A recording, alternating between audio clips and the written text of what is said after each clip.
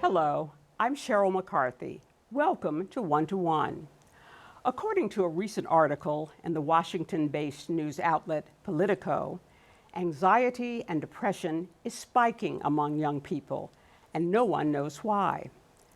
The suicide rate among those ages 10 to 24 rose 62% during the last 2 decades, reports the Centers for Disease Control. And the New York Times describes the situation as a crisis. What's causing this negative mental health trend among young people? What efforts are being made to counteract it? And what, if anything, has been shown to work? Here to answer these questions are Dr. Suzanne Button, a clinical psychologist who has spent more than 2 decades working with adolescents, children, their families, and the education systems that serve them, and Ryan Camire, Director of Mental Health and Wellness at the CUNY Central Office of Student Affairs, which serves all 25 CUNY campuses. Welcome. Thank you. In my intro, I use the term crisis to describe what's going on, because that's what you read and see in a lot of news outlets. How would you describe the state of mental health among young people these days? Well, I think there's an increasing level of need, right? We see more and more young people struggling with anxiety and depression, with trauma, and just with day-to-day life stressors, which are increasing. And there is inadequate service to meet the need. And so I do think that young people are being squeezed in terms of not being able to get the resources they need. And families are also really strapped to get the help they need for their young people. We know the earlier the intervention, the better. Prevention is one of the best things we know of to keep mental health challenges from becoming a crisis. And we don't have enough of those services in place for the escalating need. Ryan, what are you seeing at CUNY? Well, obviously, to bring up the pandemic, because that is sort of a flashpoint in our conversation around mental health, because there seems to have been a dramatic escalation after the pandemic, during and after the pandemic. And we're seeing CUNY students who are reaching out in increasing numbers for our mental health services on campus, and also struggling to find outside services, even in a city that is as well connected to mental health services as New York is. So we're continuing to see the need is getting increasingly larger, and there's a lot of struggle to meet those needs. As you said, really reached a high peak during the pandemic, but after the pandemic was over, it didn't go down. It seems to be still going up, and that's a real concern. Are you seeing more people reaching out for mental health services for young people than before? Ryan said it's happening at CUNY. Are you seeing that as well? I most definitely am. I'm seeing physicians reaching out to me in my private practice, asking me to work with young people. I'm seeing a lot of folks, both personal and professional contacts, asking me to help them find resources. And I think this business of it not returning to baseline after COVID is an important one, Sheryl, because I think what we're seeing is the developmental impact of COVID, pre-COVID, and post-COVID stressors in our society. And so, although COVID's over, the impacts on young people's mental well-being are continuing to reverberate as they grow up. What was the impact? How did COVID act on young people's mental health? Well, I think it's hard to say one impact, because I think it impacted different ages of young people, children, tweens, teens, young adults differently. But in the main, I would say a huge impact was the result of isolation. And for any young person, being with peers, being with other caring adults outside their family, learning, experiencing the world in all kinds of ways, that's what facilitates healthy growth and development. And that was dramatically interrupted for at least a year for most young people, if not more. Okay, so pandemic's over. The question is, what's driving the problem now? I mean, theories are all over the place.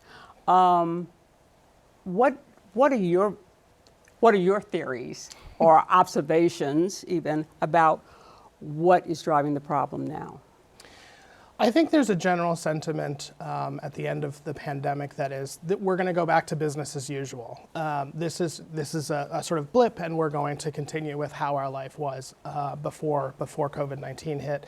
And I think that's a bit of a misstep because there are so many things that have changed, as you were saying, the isolation, the problems in terms of growth and development of young people, and we really need to look at what are the factors that are continuing to influence that? What are the effects of that isolation in the long term?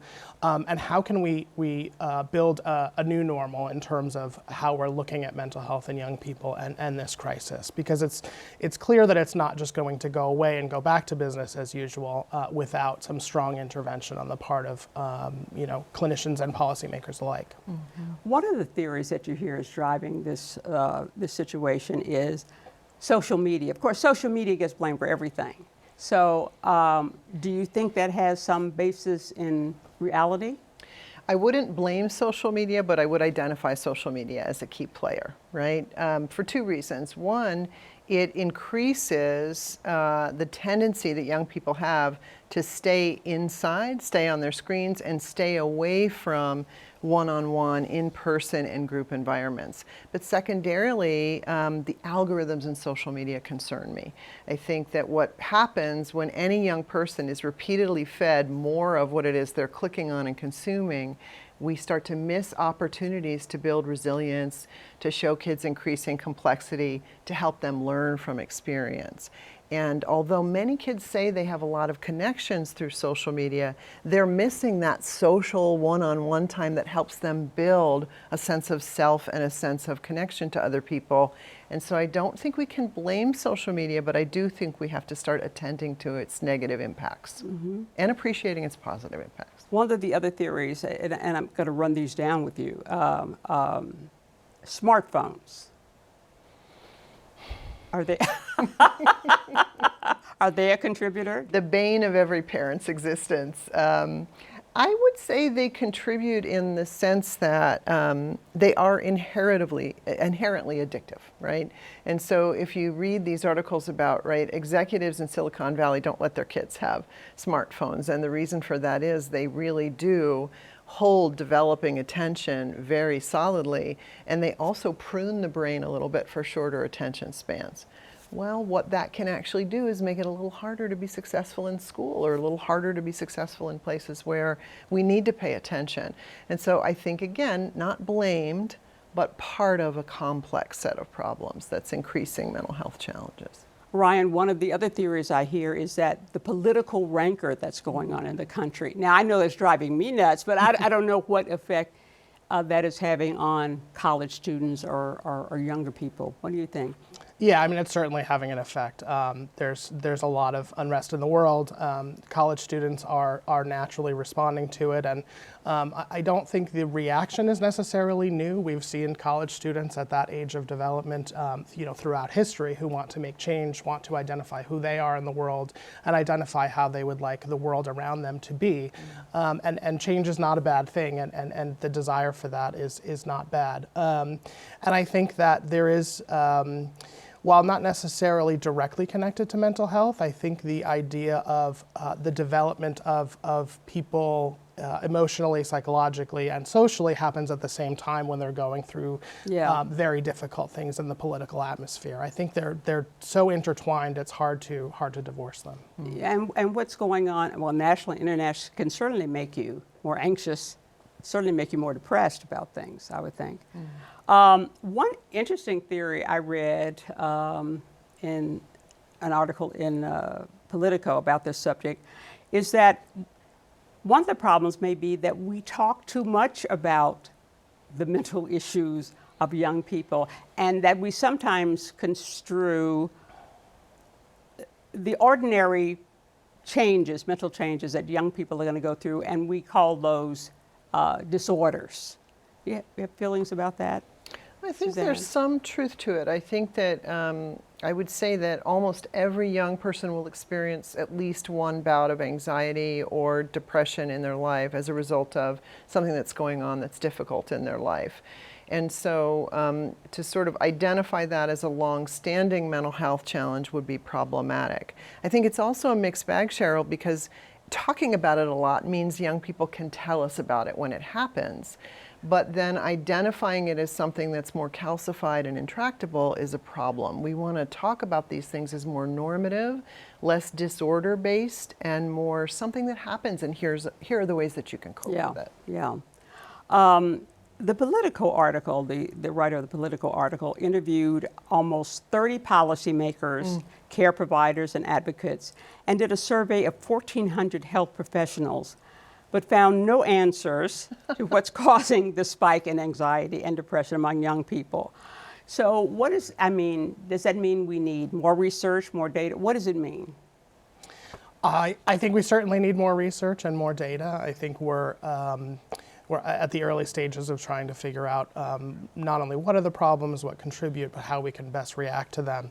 I think we also need to fully understand that all of these things sort of fit together, and it's not going to be a one-off solution to anything. And there are the needs that are this complicated require a complicated solution, as it were. Suzanne, are middle school students especially vulnerable to mental health problems? Well, middle school students are showing an increase, and if we look at some of the developmental research, we know, interestingly, that academic failure is best predicted in high school and college by how one does academically in middle school. So we know that's a tender period in terms of brain and social and emotional development. So I think there is some increased risk. There's some research that says boys of color in middle school are at increased risk for self-harm and suicidality. But it's definitely a tender time. So how can parents, caretakers, whoever observes these children, takes care of them, teachers, other adults, how can they identify that this is going on in the middle school children? I think one of the best ways to identify that there's a problem is to notice that your child is changing significantly from baseline, right? So middle school's a tough time because we like to say kids turn to the dark side for a short period. They get very non-communicative, they prefer their peers, but it really looks different when a young person's having a mental health challenge in middle school. They will withdraw from most, if not all, connections that are valuable to them. They will change friend groups in ways that don't seem healthy or constructive. They'll back out of activities they were previously interested in because of worry or sadness or hopelessness. And so those are sort of the things we look for. Not necessarily a young person who's video gaming in his room and keeps video gaming, but a young person who says, oh, I'm not really enjoying that anymore. I don't really want to do that anymore. Should pediatricians be trained to be more attuned to mental issues concerning children and adolescents? Absolutely, and there are terrific models out there. There's something called a collaborative care model in which pediatricians are trained to screen, identify, and provide preventive care and partner with a licensed mental health professional for deeper knowledge and care ongoing. And all pediatric practices should be looking at those models. They're very powerful and have great research behind them. Ryan, talk about some of the mental stressors or the mental health stressors that are peculiar to college students. Well, college students are facing increasingly difficult burdens on them in terms of adjustment from high school to college. It's a new setting. There are new people. It's difficult in general. We also at CUNY specifically, and I'm sure at many other universities around the country, that it's not just the university that folks are dealing with, but everything that occurs outside with family, friends, difficulties.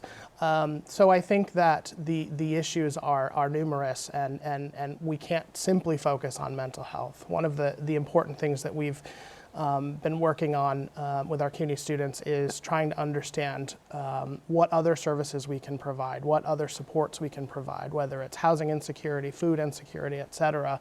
You know, it's hard to focus on your mental health if you're hungry all the time, or it's hard to focus on your schooling if you don't have a safe place to live. So we really have to look at the wider picture in terms of how we can provide supports. But CUNY does offer a whole network of, I guess, psychological counseling services. Tell me how that's set up. Sure. So of our 25 campuses, we all have mental health counseling available on each one, and based on the population size of the school. And we have increasingly felt over time that we want it to be a place where students could come and sort of seamlessly transition from their learning environment to focus on their psychological needs. So we wanted in-house counseling. We wanted places where students would feel safe, potentially away from family or away from stressors that were causing them issues.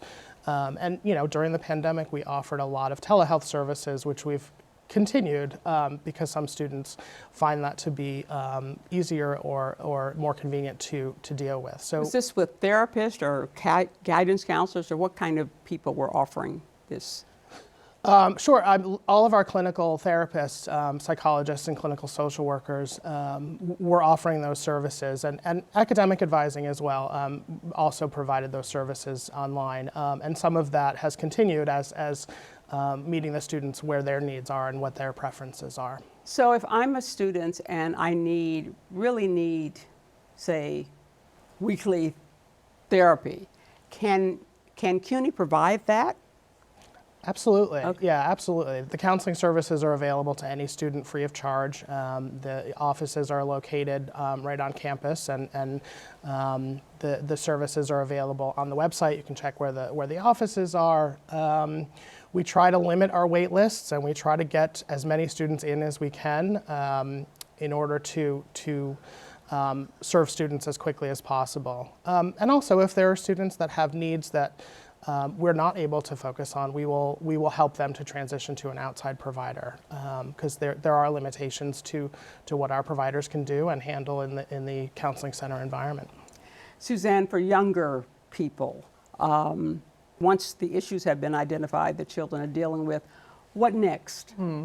Well, there are a number of ways that a family can go. They can start with their school. Many schools, particularly in the New York City region, have in-house clinical social workers or contracted mental health support on site in the school. And if not, they may have a contract with an outside agency to provide that support.